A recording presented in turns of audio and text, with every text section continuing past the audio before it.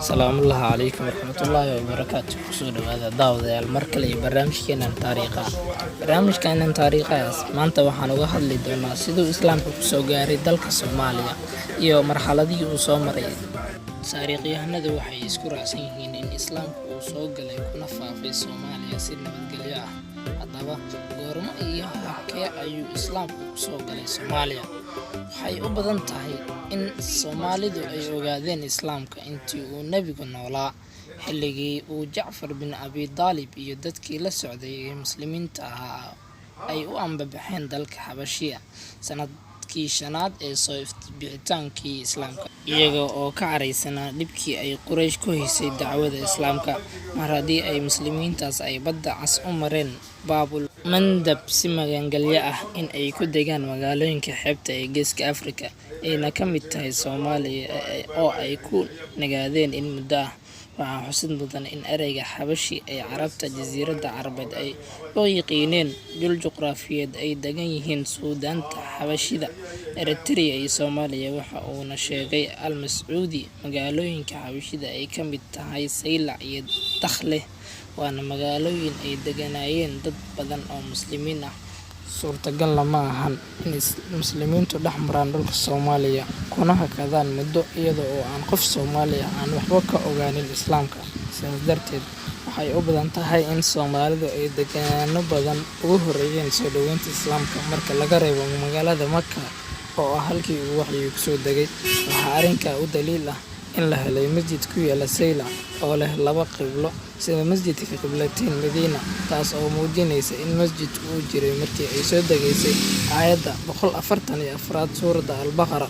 Dhinaca kale, dukumiintiyo la helay sida Kitaabu Zunuuj waxay caddaynayaan in islaamku uu kusoo horreeyay Soomaaliya. Waxaa kale oo isla arrinkaa tilmaamaya qubuuro laga helay magaalada caasimadda ee Muqdisho oo ay ku qoran yihiin magacyada dadka ku aasan iyo taariikhihii ay dhinteen. Kitaabu Zunuuj oo ka mid ah xigashooyinka ugu weyn taariikhda Bariga Afrika xilligii jaahiliga iyo bilowgii islaamka, waxaana la faafiyay sanadkii 1957.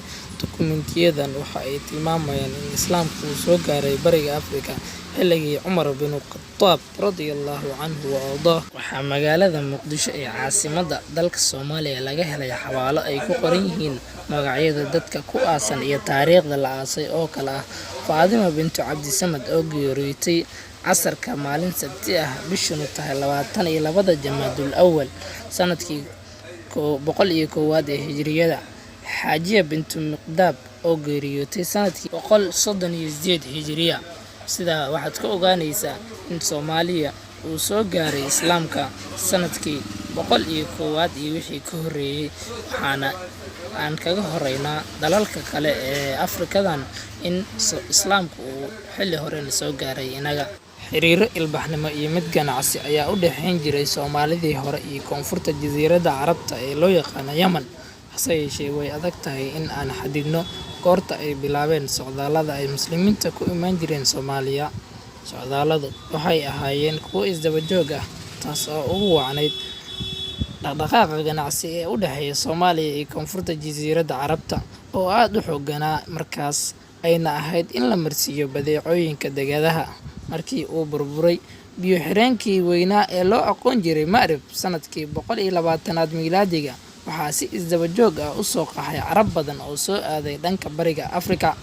Waxaa ila gedisan ayaa sheegaya in doomaha Carabeed ay kusoo qulqulayeen xeebaha dalka Soomaaliya qarnigii 1aad ee miilaadiga, waxa ayna sii xoogaysteen qulqulka doomahaas markii uu islaamku soo baxay kadib. Mar haddii uu dhaqaaluhu sabab u ahaa socdaallada Carabta islaamka ka hor, haddana waxaa jira ujeedooyin kale. Ujeedooyinkaas waxaa ka mid ah mid diimeed. Laga soo bilaabo markii ay muslimiinta u haajireen dalka Xabashiya, waxaa soo tarayay socdaalka Carabta ay ku imaanayeen Soomaaliya iyaga oo rabay in ay faafiyaan diinta islaamka. Sidoo kale, khilaaf fikradeed ay ka soo carareen isna qayb ayuu ka ahaa socdaalka Carabta. Sidoo kale, waxaa xigi doona socdaalkii Sulaymaan iyo Saciid al-Junuudi ninkii loo aqoon jiray. Dadkani waxay ka soo qaxeen Cumaan intii u dhaxaysay 75 ilaa 85 Hijriya. Waxay ahaayeen niman xukumi jiray Cumaan. Waxay isku dayeen in ay afgambiyaan khaliifkii Umayyiyiinta waxaase jabiyey Xajaaj bin Yuusuf As-Saqafi oo aad garanaysaan. Taasi waxa ay keentay in iyaga iyo taageerayaashoodiiba ay u soo baxsadeen dhanka Soomaaliya. Socdaalka labaad wuxuu noqonayaa socdaalkii kooxdii Zayidiin ahayd. Waxa ay kooxdani soo aadeen Soomaaliya 122 Hijriga kadib markii la dilay hogaamiyahoodii Zayd bin Cali bin Xussein bin Cali bin Abi Daalib ahaa.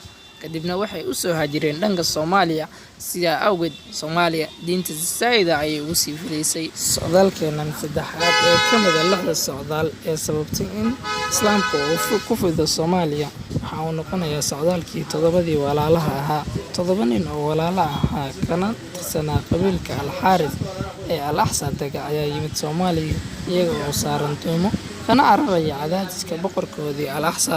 Socdaalkeenan afraad wuxuu noqonayaa socdaalkii Xasan bin Cali. Waxa uu ka mid ahaa carruurtii Salaadiinta Shiraas. Isaga iyo carruurtiisa oo 6 ahaa ayaa soo aaday dhanka Soomaaliya.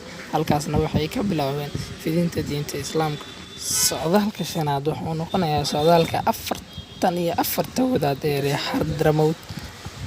Waxa ay soo aadeen Soomaaliya. Waxay ku degeen magaalada Berbera ee xeebta waqooyi.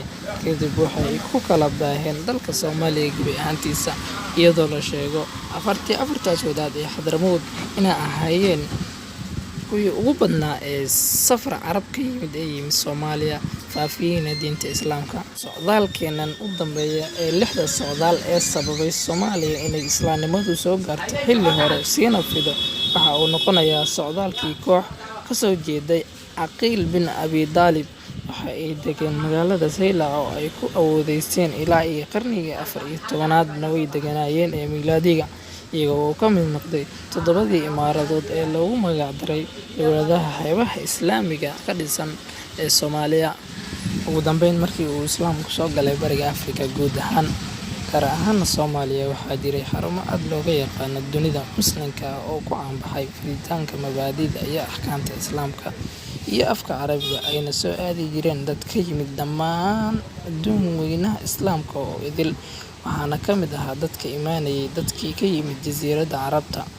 Meelaha ugu badan xarumahaas ay ka dhisnaayeen waxaa ka mid ahaa magaalada caasimadda ee Muqdisho. Magaalada Muqdisho waxay maamuus weyn u leedahay dadka Soomaaliyeed waxayna tahay caasimadda dalka Soomaaliya oo idil. Waxayna ka mid tahay magaalooyinka ugu horeeya deegaankooduna ku habboon yahay in ay xeebaha ku soo xirtaan doomaha. Masaaridii hore ee la oran jiray Mesopotamia iyo Finiqiyiinta way yaqiineen magaaladan. Sidoo kale Roomaankuna waxa uu ku magacaabi jiray magaaladan Siraabiyiin. Xilliyadii dhexe waxaa la oran jiray caasimadda Muqdisho Xamar oo loola jeedo in ay hodan ku ahayd dahabka iyo hilibka. Deegaankeeduna uu ku dhow yahay Cadan. Waxa uu suurtageliyey in ay xakamayso dhaqdhaqaaqa ganacsi ee badweynta Indiya. Tiro badan socdaalka Carabta iyo Farisiyiinta intii u dhaxaysay qarniyadii hore ee Hijriyada waxaa loogu magac daray magaca hadda ay leedahay oo ah Muqdisho oo ka kooban 2 eray oo kala ah Carabi iyo Farisi. Maqcad Shaah macnaheeduna uu yahay kursigii boqorka. Magaaladu way barwaaqaysanayd waxayna ahayd goob ganacsi iyo meel ay soo aadaan muhaajiriinta muslimiinta ee jasiiradda Carabta ka yimid iyo Faris. Waxay heerkii ugu sarreysay gaartay intii u dhaxaysay qarniyadii 3aad iyo qarniyadii 4aad ee miilaadiga. Waxaa laga helay magaaladan Kilwa, Tanzania 910kii Hijrigii oo ku beegan 1505tii miilaadiga. Dukumiinti Carbeed markii la baaray waxaa la ogaaday in socdaaladii dad muslimiin ah oo ka yimid magaalada Al-Axsa oo watay 3 doomood. Dadka Muqdisho waxay ahaayeen dadkii ugu horreeyay oo gaaray magaalada Safale ee Mozambique waxayna gaarsiiyeen diinta Islaamka. Maadaama socdaalo badan oo muhaajiriin ah oo diinta Islaamka la soo hijrooday ay yimideen magaalada Muqdisho, socdaalkii ugu weynaa ee muhaajiriin soo gaaray Muqdisho ayaa markaan dul istaagi doonaa. Socdaalkii ugu weynaa ee muhaajiriinta soo gaaray Muqdisho waxa uu ahaa sanadkii 149 ee Hijriga. waxa uuna ka koobnaa 12 qabiilood oo muhaajiriin ah. Qarnigii koowaad ee Hijriga ma lahayn magaalada caasimadda hadda ee Muqdisho suldaan iyo boqor toonaba. Qabiil kasta waxaa maamulayay oday dhaqameed oo ka arrimiya talada qabiilka. Magaaladu markii ay fiday waxaa isku xirmay dadkii Carabta iyo Soomaalida, waxayna samaysteen maamul iyo midnimo federaal oo ka kooban golo ashraaf ah iyo oday dhaqameedyo Soomaaliyeed si looga arrimiyo danaha gobolka Banaadir. Sidaa ayay arrintu ku socotay ilaa laga doorto Suldaan Abuubakar Cumar Hilowle sanadkii 1100 miilaadiga, waxayna ahayd magaaladu iftiinka aqoonta oo dad badan oo Carab iyo Muslimiin isugu jira ayaa iman jiray dalka una soo waxbarasho doonan jiray, halkaas oo ay ugu iman jireen dadka barta cilmiga sharciga meelo badan oo ka tirsan daafaha dunida Muslimka ah oo ay ku jiraan dadka jasiiradda Carabta degan. Magaalada labaad ee ka mid ah magaalooyinkii ugu horreeyay ee uu Islaamku soo gaaro kuna fido waa magaalada Zaylac. Waa magaalo hore oo ku taalla waqooyiga dalka, gaar ahaan gobolka Awdal. Waxay leedahay dekad ganacsi, waxay u yiqiineen Giriigii iyo Roomaankii Iblis oo ku sheegeen dukumiintiyadoodii in ay ku taallo Badda Cas. Nidaam maamul oo dhexana ma lahayn xilligaa. Magaaladu waxa ay ahayd albaabka Islaamka ee Geeska Afrika, waxaana ku yaalla raadka masjidkii ugu horreeyay ee qaaradda Afrika, lehna 2 qibladood oo mid ay u jeedo xagga Baytulmaqdes midda kalena xagga Kacbada loo jeediyay.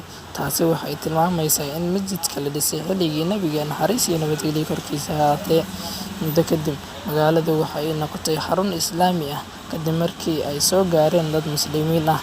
Xilliyadii dhexe, muhaajiriintii Muslimiinta badankoodu way booqdeen magaaladan lagu magacaabo Zaylac, iyada oo qarnigii 9aad ee Hijriyada noqotay magaalo madaxdii boqortooyada Ovaad iyo dekad weyn. Xilligan waxa uu ahaa barwaaqo iyo baraare. Magaaladu waxay xarun muhiim ah u ahayd faafinta dacwadda Islaamka ee Bariga Afrika guud ahaan iyo gaar ahaan Xabashida. Imaam Axmed Gurey oo hogaaminayay Muslimiinta Zaylac ka fiday, waxa uu suurto gashay in isaga iyo ciidankiisa ay ku furtaan dalkii Xabashida 3 meelood meel. Haddii aysan Boortaqiiska iyo Xabashidu isbahaysan lahayn, waxa ay sida badan ahaan lahayd Xabashidu dal Muslimiin ah. Isbahaysigan waxaa ka yimid dhibaatooyin badan, hase yeeshee waxa uu keenay in dad badan oo Muslimiin ah ay u hijroodaan dhinacyo kala gedisan ee Afrika, taasoo sabab u noqotay in Islaamku ku faafo Afrika oo qabiilooyinkii sanamyada caabudi jiray ay soo galaan diinta Islaamka. Marka waa magaaladeena saddexaad ee ugu weyn magaalooyinka sida zaa'idka uga faafay diinta Islaamka. Waxay ka mid tahay xarumaha dacwadda Islaamka ee Soomaaliya, waxayna ku taallaa xeebta Badweynta Hindiya dhinaca koonfurta Muqdisho iyo waqooyiga Barawe. Sidoo kale waxay ku taallaa waddada badda ee u dhaxaysa Zanzibar, waddanka loo yaqaan, iyo waddamada Carabta.